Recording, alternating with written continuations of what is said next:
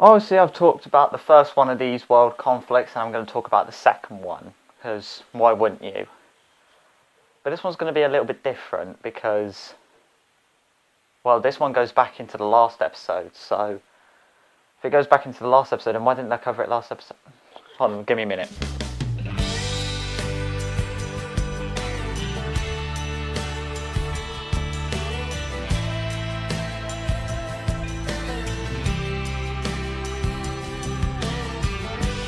Alright, okay, let's do this.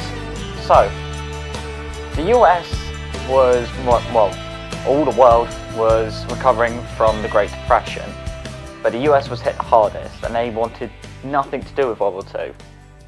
But they did start lend-leasing Britain, so that was their first step through the door. They also lend-leased the French. I think they lend-leased the French. They definitely lend-leased the Soviets.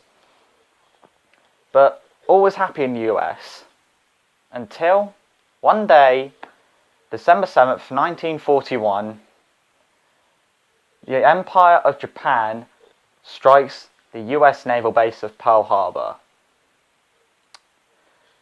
Now, this is the same as the Zimmerman telegram. The American people think, yay, go Germany, but then they start committing atrocities, and it's like, no, don't go Germany.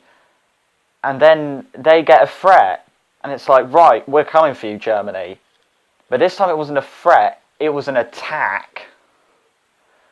So, the US's home theatre, the one that it was, well, invited to, per se, was the Pacific Theatre against the Imperial Japanese Army.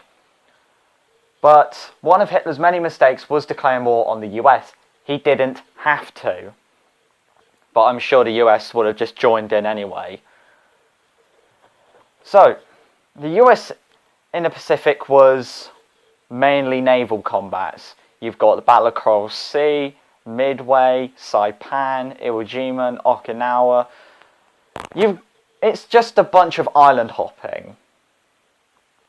Until they obviously get to Okinawa, and then they threaten the Japanese with an invasion, but actually they dropped 2 atomic bombs on them. Yeah. That made them think.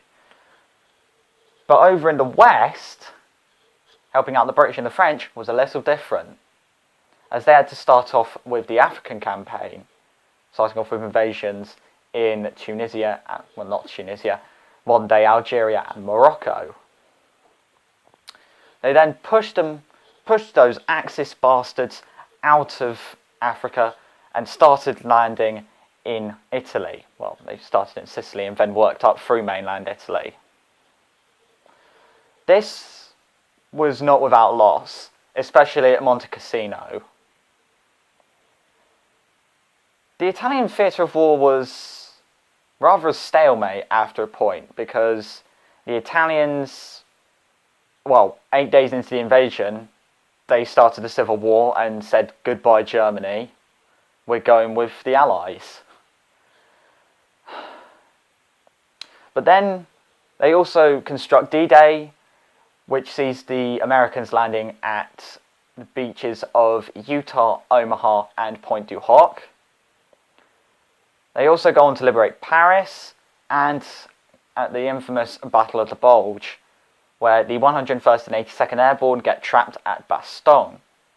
We can obviously see what happened, especially if you've watched Band of Brothers. By the time the Western War came to the end, Berlin was divided, Germany was divided, Austria was also divided, but it was not over. For everyone thinks that the Germans surrendered on the 2nd of May, with Hitler's 2 days after Hitler's suicide. But actually, there's a rather unique battle which I will cover once I finish this series. Obviously, back in the Pacific, the US set up their own government and say to Hirohito, you can keep your job, we're taking over. So, that is the US during World War II. Let me know what you think about it in the comments below.